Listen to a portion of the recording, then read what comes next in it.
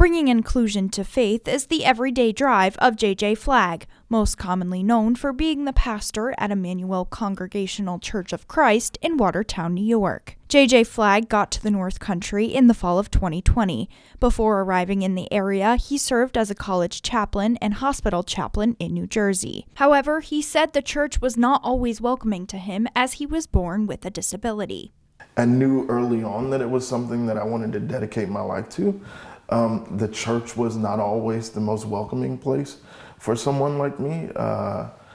Being that I grew up having a disability, I did not fit the mold of what a pastor looked like. And so in a lot of people's minds, they couldn't understand how in the world I would be someone that would fit into the pastorate. And that was something that I wrestled with. But he said it wasn't until his early 20s that he finally felt comfortable in his own skin, and by 30, he was ready to pursue his lifelong goal of becoming a pastor. As I got closer to my 30s, really couldn't shake this idea that I was called to full-time vocational ministry, being a pastor.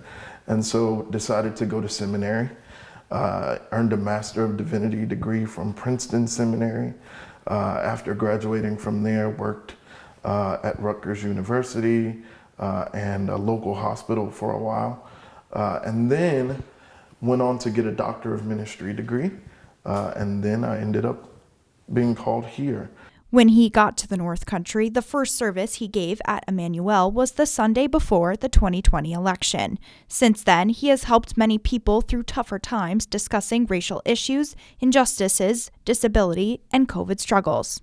Being both a black male and someone who was born with a disability, especially in this setting, I think it goes without saying that Watertown is not as racially diverse as many places, and so that in and of itself calls me to be inclusive of folks who we don't see a lot of, right? JJ's impact was felt even before he arrived in the area, when the church began making accessibility adjustments.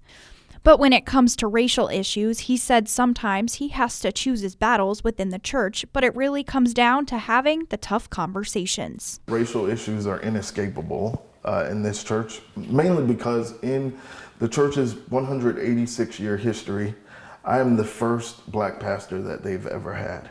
And I think the first pastor with an obvious disability throughout that time.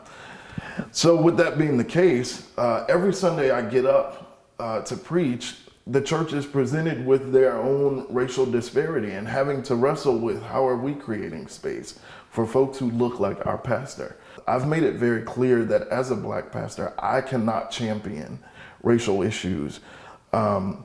It is up to the church to educate themselves. That is not to say that I'm not open to educating them, right? Outside of the church, Flagg often guest lectures at universities, on podcasts, hosts discussions on race and disability, and is a member of the Watertown City School District Diversity, Equity, and Inclusion Task Force. Also, during Black History Month, JJ said this year he plans to include more music in the church made by black artists, as well as feature art created by his wife. But moving forward, he said he wants to see more Black history and inclusion in the community, ultimately looking to others who have the privilege to make that happen. I would say based on my own lived experience, I'm always asking the question, who's not at the table?